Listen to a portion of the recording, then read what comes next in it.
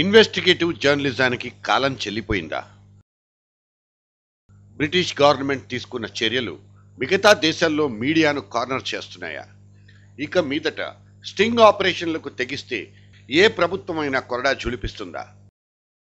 నిత్యానంద రంజిత కాంబినేషన్లో రిలీజ్ అయిన కొత్త సినిమా చూస్తే ఇటువంటి డౌట్లే వస్తాయి.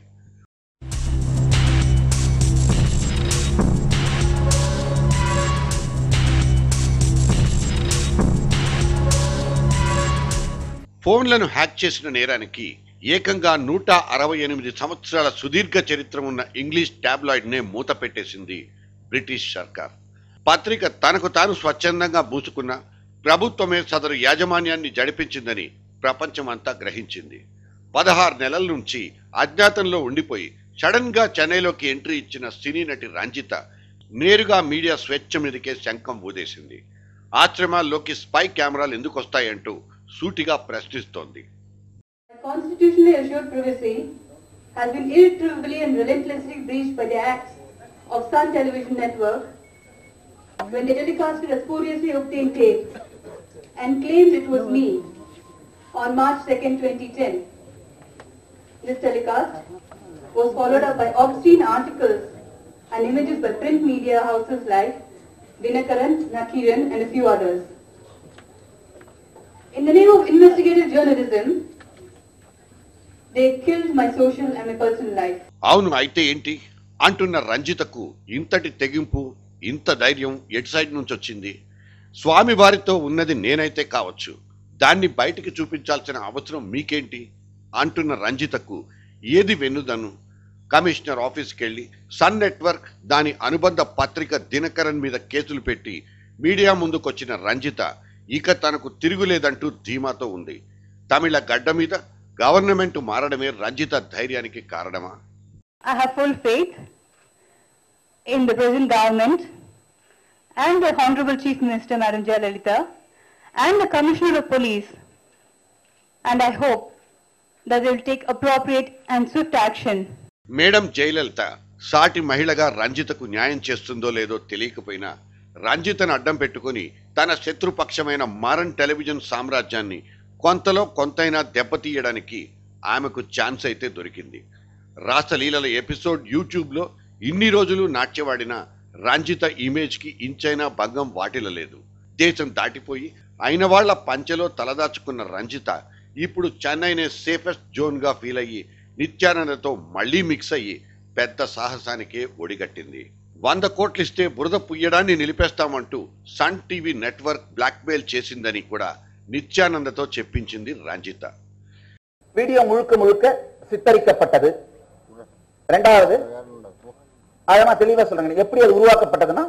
వీడియోపై నాకు రంజితకు చాలా బెదిరింపులు వచ్చాయి. కొందరు బ్లాక్మెయిల్ చేయాలని చూశారు. సన్ టీవీ నక్కీరన్ అధిపతులు 60 కోట్లు అడిగారు.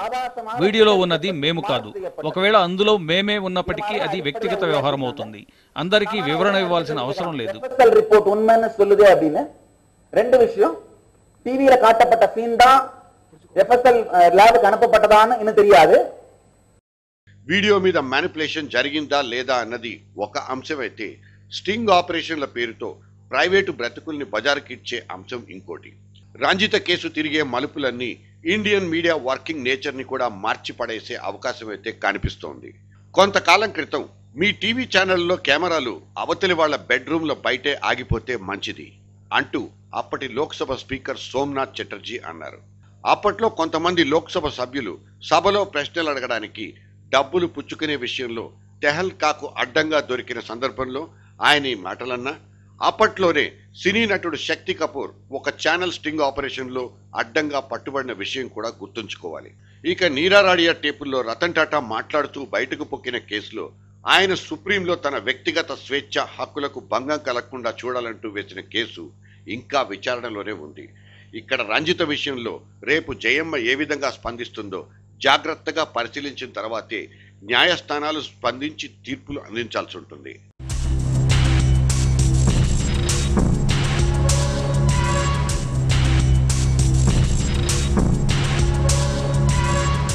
ఫ్యూచర్ సంగతి ఎలా ఉన్నా ఇన్నాళ్లు మకుటం లేని మహారాజును అనుకున్న కళానిధిని టాడా మెట్లెక్కించారు జయలలిత. అది వేరే సందర్భమే కావచ్చు, కానీ తాను అనుకున్నది సాధిస్తానంటూ శాంపుల్ చూపించింది ఆవిడ. ముఖ్యమంత్రి కుర్చీలో మనిషి మారితే ఇన్ని తలరాతలు తిరగబడతాయా అని దేశమంతా నోరెళ్లబెడుతోంది. మా ఊళ్ళో అయితే ఇంతే అని తమిళ తంబి మాత్రం గట్టిగా నవ్వుకుంటున్నాడు.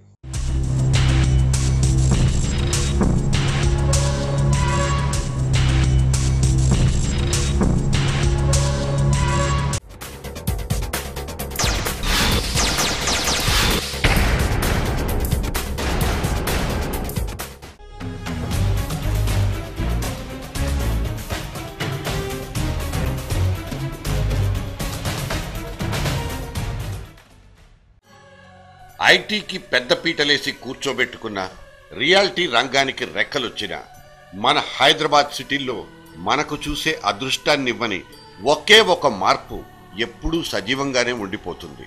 చిరుజల్లులకే వణికిపోతాం. నగర అందాన్నంతా డ్రైనేజీ సంపుల్లో దాచిపెట్టుకుందాం. ఇది మన ఆధునికతను, అభివృద్ధిని వెక్కిరించే దుస్థితి.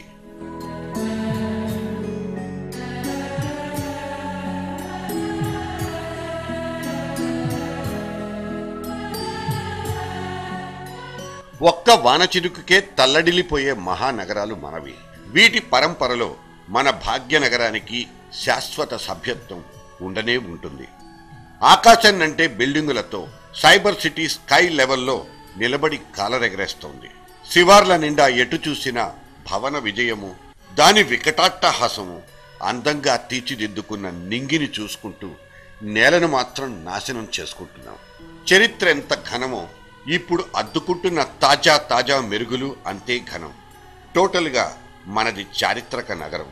అయితే జూన్ దాటి జూలైలోకి ఎంట్రీ ఇస్తే చాలు, 2 వర్షపు చినుకులు పైనుంచి జాలువారితే చాలు, రహదారులు సెలయేర్లుగా మారిపోతాయి, మురికివాడలు మునిగిపోతాయి, లోతట్టు ప్రాంతంలో పడవలు ప్రయాణమవుతాయి.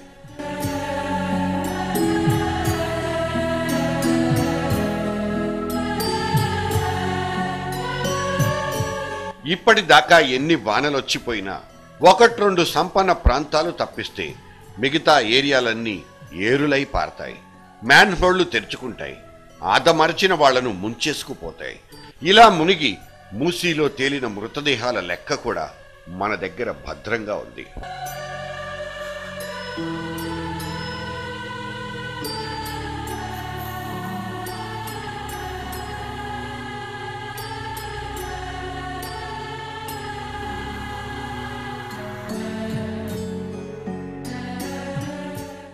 మీద స్టాప్ అయింది. స్టాప్ వేస్తే మంచిగా ఉంటుంది బిడ్డ. పిల్లలు ఉన్నారు, స్కూల్ పిల్లలు తిరుగుతూ ఉంటారు, మోటార్లు వస్తాయి, అవి వస్తాయి. ఇక్కడ చాలా పరేషాన్ ఉన్నది. వర్షం పడితేనే చాలా బాధ ఉన్నది పిల్లలకు. ఇంత ఉపదేశము, ఇంత పొడవాటి ఉపోద్ఘాతము ఇప్పుడు అవసరమా అనిపిస్తుంది. ఖచ్చితంగా అవసరమే. ఎందుకంటే ప్రతి సంవత్సరం లాగే ఈసారి కూడా టంచనుగా వర్షపు ఋతువు వచ్చేసింది. హైదరాబాద్ రోడ్లను తడిపి నగర జీవనాన్ని 4 శతాబ్దాల వెనక్కు తోలుకెళ్ళింది. ఈ వర్షం పడితే మొత్తం అలా మట్టి చెత్త అంతా నిండిపోయి ఎవ్వరు వచ్చినా వచ్చి ఫోటోలు తీసుకోవడము, వెళ్ళిపోవడము, ఇదే అయిపోతుంది. కానీ ఎవ్వరు తీసేటోళ్ళు లేరు, ఎవ్వరు లేరు. వర్షం పడగానే వస్తారు అందరు లీడర్లు మేమని చూస్తారు, పోతారు. అంతేగాని మాకు ఇంతవరకు సాఫ్ చేసలేదు. రోజుకి ఇంకా నిండిపోక గంట వర్షం పడ్డా కానీ మొత్తం ఇళ్ళకి నీళ్లు. భారత జాతీయులమైనందుకు ఇంత మాత్రమైనా గగ్గోలు పెట్టకపోతే బాగుండదు. ప్రతి హంగును, ప్రతి ఆర్భాటాన్ని బయటి దేశాలతో పోల్చి చూసుకుని పండగ చేసుకోవడం అన్నది మన అలవాట్లలో భాగమైపోయింది. లండన్కు చెందిన ఈ ఫోటో చూడండి. బస్సు కోసం వేచుండే ఆహ్లాదకరమైన ఏర్పాటిది. ఇది రోమ్లోని బస్టాప్ల తీరు. అట్లాంటాలోను, మిలన్ సిటీలోను బస్టాపులు ఇంత గ్రీనరీగా ఉంటాయి. దుబాయ్, ప్యారిస్ నగరాల్లో హైటెక్ బస్టాప్లు, బెర్లిన్లో స్ట్రాబెర్రీ, హాంబర్గ్లో watermelon model bus stop, Athens, Portugal, New York సిటీల్లో అయితే బస్సు ఎంత లేటుగా వస్తే అంత బెటర్ ఏమో. వీటిని చూస్తే అదే అనిపిస్తుంది. స్విట్జర్లాండ్ సిటీస్లో వెరీ ప్లెజెంటబుల్ బస్ స్టాప్. ఇది మన ముంబై, మన హైదరాబాద్ సిటీ సిచ్యువేషన్. దీన్ని సుడిగుండం అందామా, నడి సంద్రం అందామా? ఇక్కడికి బస్సులనేవి వస్తాయా? ఒకవేళ వచ్చినా అక్కడి నుంచి కదులుతాయా? నమస్తే హైదరాబాద్.